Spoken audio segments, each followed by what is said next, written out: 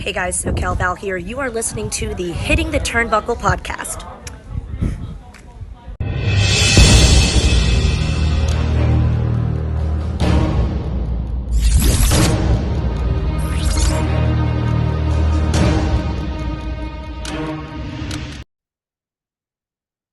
We are on the road to rebellion as TNA Impact cross the line again with another hard-hitting show, and we are just about to get into it right here on the Hitting the Turnbuckle podcast. We always say on these shows that you need to start the show off hot. And TNA did just that this week. Leon Slater, Chris Bay, Alan Angels, Jason Hotch, and Kevin Knight, and Jake Something was involved in the #1 contendership match for Mustafa Ali's championship at Rebellion. Now, Mustafa Ali was at ringside on commentary during this match and was quite surprised that Jake Something was actually there. But the match itself was amazing. Everybody in this match got their chance to shine, and not a surprise here, but Leon Slater stole the show. Our very own Leon Slater, stole the show. He was doing some incredible moves. There was a move where he had one perched up in the corner, and he went into the other corner, run back, done a sort of 450 over him onto the floor to Chris Bay and Alan Angels. It was a really, really good match. Really, really good move. There was a bit where Chris Bay was doing a Hurricane Rana as well. There was fans were chanting TNA. Ali stood up and clapped during some of this, but he was quite surprised and shocked that Jake Something got the win in this. And interestingly, I think that should be the match at Rebellion that Ali and Jake Something go for the X Division Championship. Very, very interesting. Looking forward to that on that. Another great promo by Dirty Dango. He was with Alpha Bravo and Oleg Prudius. They were outside, and Dango was talking about cat food. He was complaining that the dirt sheets riders were burying him. He talks about taking Josh Alexander to the limit. He only lost because his shoes were untied.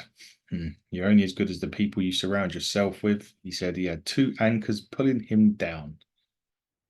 Bravo sat, but Oleg refused to. Dango said that Oleg didn't listen, which is why he lost to Alexander. Oleg, at this point, decides to walk off, and Dango yelled at him that he made Oleg. Is this the point where Oleg Prudius is going to split up from this team? Are we going to see an Oleg Prudius and Santino Marella reunion?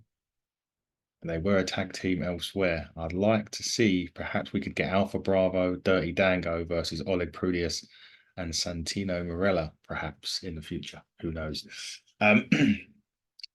Gia Miller was at the back. She wanted an explanation from Rich Swann from last week. AJ Francis was there as well. For those of you that forgot, Rich Swann turned Joe Hendry last week, aligning himself with AJ Francis. And AJ Francis basically said she'd have to wait until next week when they'll do it in the ring, as they have a first-class flight to catch. So Rich Swann will be explaining himself next week. Cody Deaner was in the ring at this point. He complained that he hadn't been himself for a few years and that all of the decisions led to failure. He was to blame for his own failures, and his best decision was becoming a wrestling fan. Of course, that gets the crowd going. He talks about his passion for wrestling. He lost it and he needs to get it back with the fans' help. He wants to go forward, and all the decisions will be up to the people.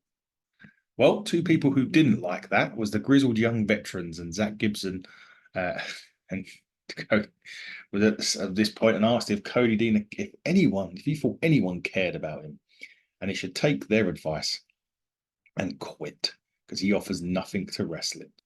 And he asked, Cody Deaner then did ask the fans if they should quit, if he should quit. They said no, so they traded words for a bit, and then the grizzled young veterans attacked Cody Deaner, which led the time splitters out, Alex Shelley and Kushida, to make the save, and that led to the tag match between the time splitters and the grizzled young veterans. Really, really good tag match this. There was a hot tag as well where Shelley was in the ring taking a bit of punishment from the grizzled young veterans.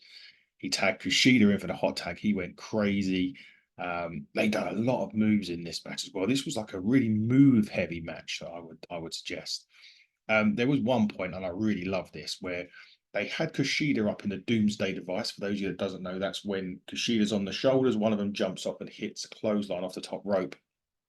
He actually punched Drake as he was trying to do it, as he was coming off the top rope. And then he put the hoverboard lock on Drake, and Drake tapped. I was quite surprised that the vets lost by tap out in this one, but it's good to see the time splitters on the same page again after Alex Shelley's been a bit off. Obviously, Kushida threw the towel in against Moose to costing him the world title. Obviously, Saban's been in there as well. I've got a feeling that these two teams may wrestle again at some point, and I hope so, because that was a great match. Really good tag team match. If you love your tag team wrestling, that is one for you. Another one that I really enjoy is Hammerstone. Now, he was having a sit down with Tom Hannifan, who, by the way, him and Matt Raywald on commentary, probably two of the best, probably one of the best play-by-play teams that you got out there at the minute. He was in with Hammerstone, Hannifan, and Hammerstone talked about wrestling on Explosion and a few years ago, and people thought that he wasn't ready. And actually, that put a chip on his shoulder. And he talking about he went and wrestled around the world to get better. He talked about the matches with Josh Alexander. He said he wants to fight, he wanted to face the best. He was excited. He was prepared. And Hannifan said that he failed in his first match, which, if you're going to say things like that, you don't say to Hammerstone. But nevertheless, Hammerstone took exception to it. And Hannifan noted that Hammerstone won a sacrifice by cheating. Hammerstone said that he was fast-tracking his way to the top. He was bigger, stronger, and smart. He held up Josh Alexander's headgear, said it'd be a reminder for Alexander of what happened to him. He did then ask if there was any more questions from Hannifan before leaving. I don't think we've seen the last of Hammerstone and Alexander. I certainly hope not. Crazy Steve was defending his digital media championship against PCO next. This didn't go too long. And the reason why it didn't go too long was because Con come out to ringside with weapons, and he was attacking. PCO attacked him with a trash can. There was chairs. There was all of the stuff. So Con dropped PCO into some chairs that were set up at ringside to allow Crazy Steve to roll up PCO and get the pin. Now, the best part about this, I mean, this match was kind of more of a backdrop to continue the Con PCO feud. But I've been saying on this show for weeks that Con and PCO should go inside a Monsters Ball match. Lo and behold, TNA announced the Monsters Ball match between Con and PCO. I cannot wait. I think that may be in Philly this weekend. TNA are in Philly this weekend, so I'm hoping we're going to get that one. Well, I'm thinking that's on PCO at the weekend, but they've definitely got the Monsters Ball match coming up. They went from the strange to the stranger. Decay promo. They were talking about their rematch for the tag team titles. MK Ultra was walking down the stairs behind them, and they were first in line for a rematch, which Rosemary said they should settle in the ring. And I believe that match may be next week. I'll have to have a look. Eric Young then cut a promo himself about coming up short of sacrifice against Moose. He did say that he promised he'd keep coming forward, and he was proud of the fact that he did do that. He said Moose has a bullseye on his back, which is true. He did address Frankie Kazarian, and he said you should be careful what you wish for, and has challenged Kazarian to a full Metal Mayhem match at Rebellion. Wow. Obviously, Kazarian yet to accept that match at this time. Ash by Elegance was next against Shazadi Sparks, I think that was. And apologies if I got the name wrong. I'm no good at these names. Obviously, Ash by Elegance, yet another dominating victory for Ash by Elegance. Didn't last probably less than 5 minutes. She did hit the ratified air for the pin. But that wasn't the end. At the end of the match, she kept attacking Sparks. She choked Sparks with a chair. She went to go to the top rope to hit a move on a chair. But Zaya Brookside ran in to make the save. And she did say to Ash, why was she acting like this? And she responded by doing this. But what I would say about this is that it's actually good that Ash is getting a feud now with Zaya Brookside. That's looking like where they're going. So that will be her first feud in TNA potentially, which would be really, really good. She hasn't really had one really in her career, to be honest. And it'll be good to get a more weekly seeing of Ash by Elegance in TNA. And she's certainly showing that she's got all the tools in the locker to be a great success. Time will tell, though. It's still early. It's 4-0 now. She is, though. But we'll see how much we'll see how that keeps on. And Zaya Brookside is not going to be a challenger that will be held lightly, that's for sure. Nick Nemeth was next. There was a great reaction from the crowd for Nick Nemeth as well. He vows to become TNA champion. He said that he respected the locker room too much to come in and demand a title shot, so he wanted to earn it. So he wanted to beat Steve Macklin to get it. But Moose couldn't wait to give him that title shot. Nemeth was going to wait. It's going to keep on. But Moose couldn't wait, and he now has a title shot. That brought the system out to the ring, and Moose said that Nemeth was a well-accomplished wrestler, and he beat some of the greatest of all time. But Moose said that Nemeth had never been able to beat the system, which then basically the system left. There's a few little eggs in that one. I think you'll get where they're coming from on that. So announced for next week, there is that Knockouts Tag Titles #1 contenders match.